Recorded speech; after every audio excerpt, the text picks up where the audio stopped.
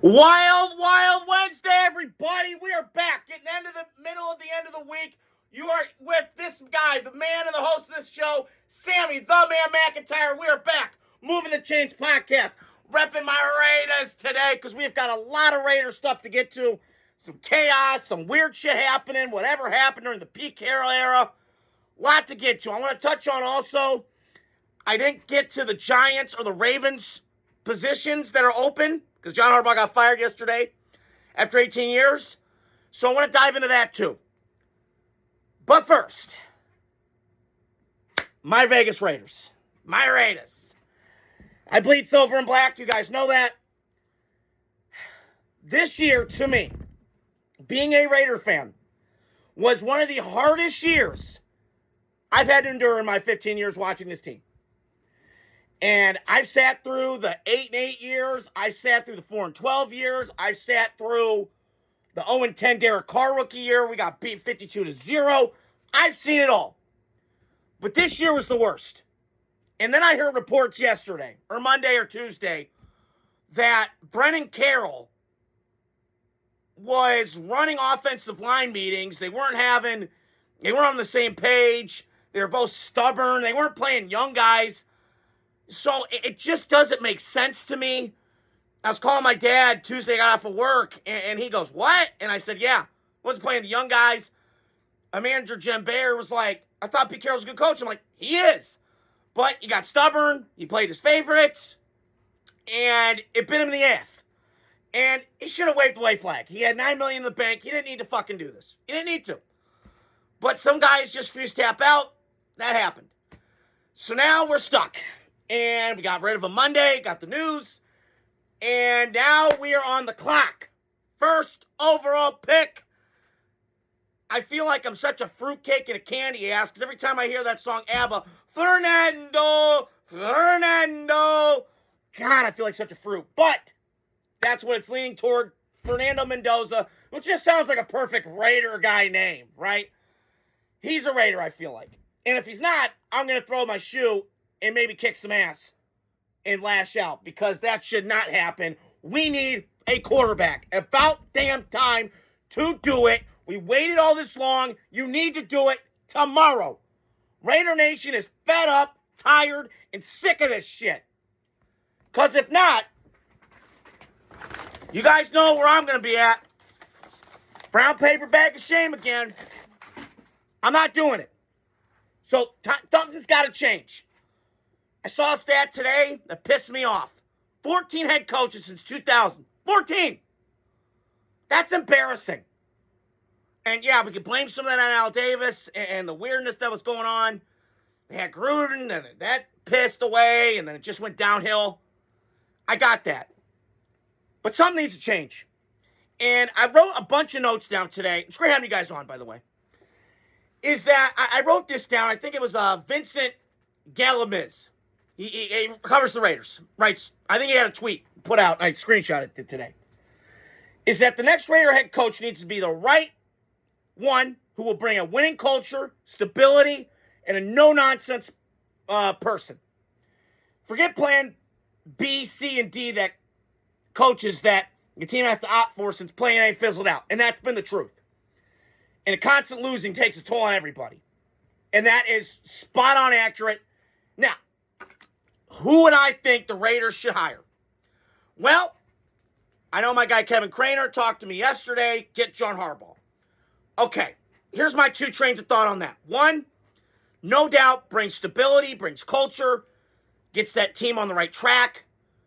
That I'm for. But the counter to that argument is we just went through this with Pete Carroll, who has won a Super Bowl, who's established, who's got a great resume. So do I really want to go down that? You need an offensive coach. And here's what I wrote down. So there's a lot of guys out there. Stefanski's still out there. He's got 3 interviews today. Stupid. Raiders need to be on the damn phone calling. Go get him. You put him with Fernando, then it makes sense. Now, he would be my first choice would be Harbaugh. Second would be Stefanski. The third choice is my guy, Kubiak, because he is up in Seattle working wonders with, I don't know, the guy that's the Jets bummed out with Sammy the Man Darnold. That's right, baby, because he's balling all because of Clint Kubiak, because of the scheme, because of that Niners shit. And I'm telling you what, you bring Kubiak in. He's got an interview Friday with the Raiders. I know it's a little tricky. They're on a bye week.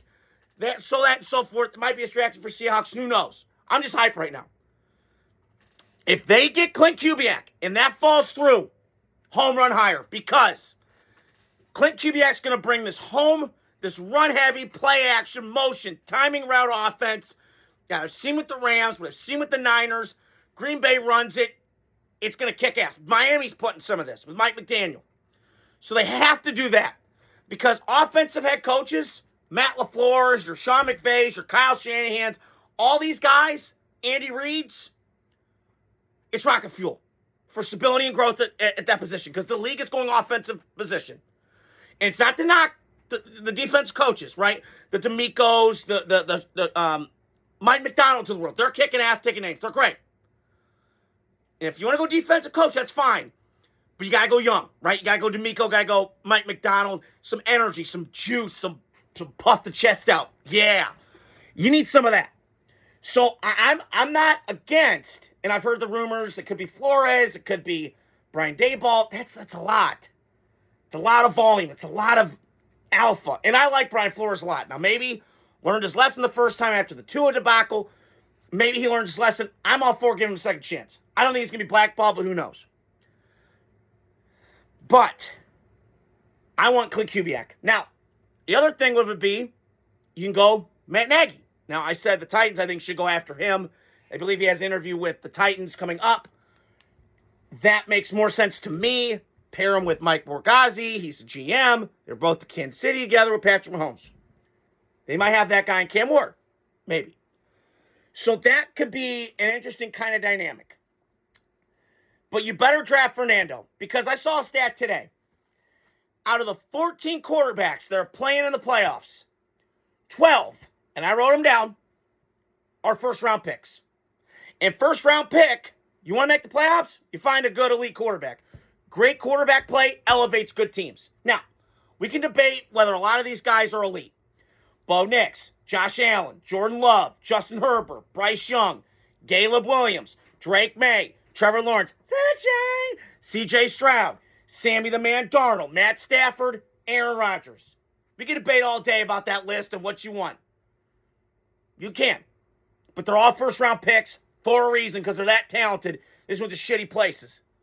Now, having said all that, my list would be, I would go Harbaugh, Stefanski, Nagy, Kubiak. That would be what I would do. Because I have had enough. In the Raiders, this offseason, I said it last year, and I got hype about it too soon. This is the biggest one of the Raiders' time. They have to do it. Tom Brady's in the building now. They consider him the boss. He has got to find a way to get this product back to relevance. That's all I'm going to say. I'm telling you, if we do not get Fernando, and we're stuck with bums, O'Connell, who looks like far from Super Troopers, or we go down this route again, I'm out. I'm out. You got to draft Fernando. Case closed. End of story. If you do not, I'm out. Because there's got some pieces here. Max Crosby, your defense played well enough last year because I thought they did. The problem was you got Patrick Graham running this blitz-happy, mixing coverages up, zone, man, really underrated as a coordinator, does a lot of good things well. And then you meshed it with Pete Carroll in his outdated cover 3 scheme from Seattle when he was at Legion of Boom. So you knew that was going to be a powder keg. It was going to blow up, and it did. A lot of blown coverage, a lot of stupid shit plays that were allowed. That's not going to happen if you hire a credible defensive coordinator and you get an offensive coach that's also a play caller. Now, is Clint Kubiak ready to take that on? I don't know. But what I know about Clint Kubiak is let's forget, he had the Saints offense humming last year in New Orleans with Derek Carr. Now, I know, 2 games and then it fizzled. But bottom line is, he can get this thing to work. And I've seen his offenses. It's very fun to watch. It's timing, it's rhythm, it's motion, it's play action, it's run heavy. It's working. And every team in the league runs it. Ben Johnson's running it. Kyle Shanahan's running it. Matt LaFleur. I also heard Matt LaFleur's brother Mike. He could get a chance. Who knows? So, I just, like I said, they better nail this hire out of the park. Because I'm tired of retreads. Can we be credible again? That's all I'm asking, Raiders. Just be credible. And every Raider fan feels the same way I do today. Get Fernando and then build this thing. Go in the free agent pool. Get offensive line help. Then you draft your quarterback, like we did with Derek Carr. And then you get the ship rocking. Then you go get Amari Cooper. Then you got a Michael Crabtree. Then you build this thing. Because you got Brock Bowers, you got Ashton Genty, who, by the way, I looked up these stats today. He had 1,300 yards and 10 touchdowns. Say that again? What? Behind that atrocious offensive line? Yeah, Ashton Genty had that last year. Yeah, imagine if he had Bijan Robinson's offensive line in Atlanta. Just throwing it out there. So, I'm really excited right now. The Raiders, draft's coming up. I got Combine. I'm as nervous as I've ever been. But the Raiders' first overall pick is about as slam dunk as you can get. You better take Fernando. I don't see anybody else taking him. Maybe Giants, maybe Jets. Who the hell knows? Maybe Ty Simpson. He came out. I'm not buying into him. He's a Jag. Not jag off, but just a guy. There's an acronym for that. So, we got to find out and see. And so, as I talked about at the top of this show, John Harbaugh got fired yesterday. Shame.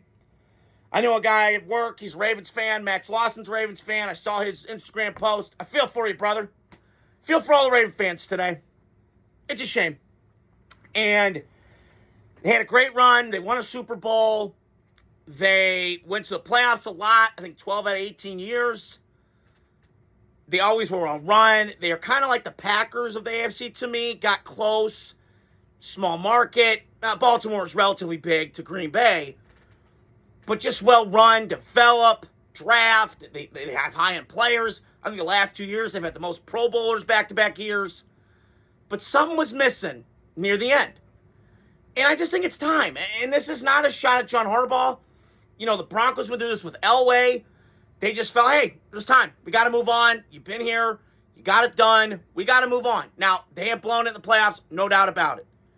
And John Harbaugh deserves plenty of the blame for that. But players got to play. And players weren't making the plays they were supposed to make. Zay Flowers fumbled at the goal line in the AFC Championship game. You know, last year, the drops with Andrews at the goal line. And then the missed kick. So there's just shit that you can't. Football has a fickle way of showing it. And the NFL does not reward long time. They don't, of relevance and nostalgia. So what have you done for me lately? And Harbaugh, I looked up his stats today. He was 9-4 before Lamar got there. Now, granted, he was on the precipice of getting fired. And Lamar saved his job, and you should thank Lamar for that. Having said all that, the Ravens' next coach, and I will say this once, and I will say it again, I thought about this today, the Ravens are going to be okay. The sky is not falling in Baltimore. Is it suck? Absolutely. Who are you going to place them with? This roster, Lamar Jackson's cap hit $75 million. You got a lot to kind of maneuver here. But you don't need a culture builder. The culture's been set in Baltimore for years. It's physical, it's tough, it's black and blue, physical, hit you in the mouth, rock 'em, sock 'em, kick your ass in an alley. That's what the Ravens are. And they're not going to be down for long. They're going to be okay. This was a year from hell, as I mentioned a bunch of times this year. And you're going to probably be, if I was trusting teams in the division, I trust you the most. Now, Pittsburgh, they're kind of short-term. They're not thinking long-term, and I get it. But you got to, Pittsburgh's kind of in that weird bubble. I don't know. So Pittsburgh's got their own issues. You got Aaron Rodgers. How long is that going to be? You're drafting 20. You can't get an elite quarterback. Kind of in that space. You look at the Bengals. Well, Joe Burrow's there. You got Joe Burrow. You got Higgins. You got Chase. Sexy. Woo! Cincinnati. Yeah. Shitty ownership. Small scouting department. Kind of dysfunctional. And then the Browns, Jesus, just punt on that job. Don't even take it. That's a joke. I mean, I still think they're dumb. And they're stupid as shit for letting Stefanski go. Which, by the way, does it make any sense to you guys out there? I don't know. If you've been in a company, if you went to a job and they had never won, and in 23 years they hadn't won a playoff game, and you won their 2 playoff games, shouldn't you be rewarded for that? Yeah, I think you should. But you didn't, because Jimmy Haslam pulls the strings to this. And he's an idiot. You know what he is? He's Jerry Jones of the Midwest, but he loses a lot. Yeah, doesn't win a lot. You know, I could bang on Jerry Jones and shit on him all day, but you know what, Jerry Jones, last 3 years, he went to the playoffs. Now, granted, they got waxed by the Packers and the Niners and the Niners and the Eagles. I get it, but at least you went. You won a playoff game. Can't say that if you're the Brownies, can you? So, a lot's going to be interesting in Vegas and Baltimore. So, stay on the lookout for that. Because I'm going to keep my ears all day. Getting alerts, trying to figure shit out. So, and the last one that I got to talk about is New York Giants. And when I grew up and I started watching football 07, Giants were well run. They're kind of like the accounting firm of the NFL. I've always heard that term. I think it was Coward who might have said it. I don't know. It was kind of accurate, kind of funny, but kind of true. They're kind of boring. Even when they've been great, they've kind of been boring. Like watching paint dry. Sorry, I'm sweating here a little bit. And the Giants are in a weird spot. Because if you look at it from a grand view of things, Giants, job's attractive, right? Young quarterback, Jackson Dart, Cam Scatterboo, Malik Neighbors, Andrew Thomas, good left tackle from Georgia. Okay, pass rushers, Dexter Lawrence, Sexy Dexy. You have Brian Burns, who had 16.5 sacks this year. Abdul Carter came on at the end. Still a little bit of a knucklehead for my take. A little bit of a dumbass, but he's a rookie. I got it. So you have those building blocks in place.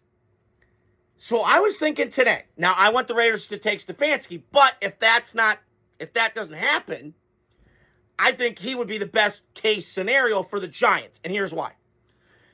Whenever he's that competent quarterback playing Cleveland, he got to the playoffs. Baker Mayfield and Joe Flacco.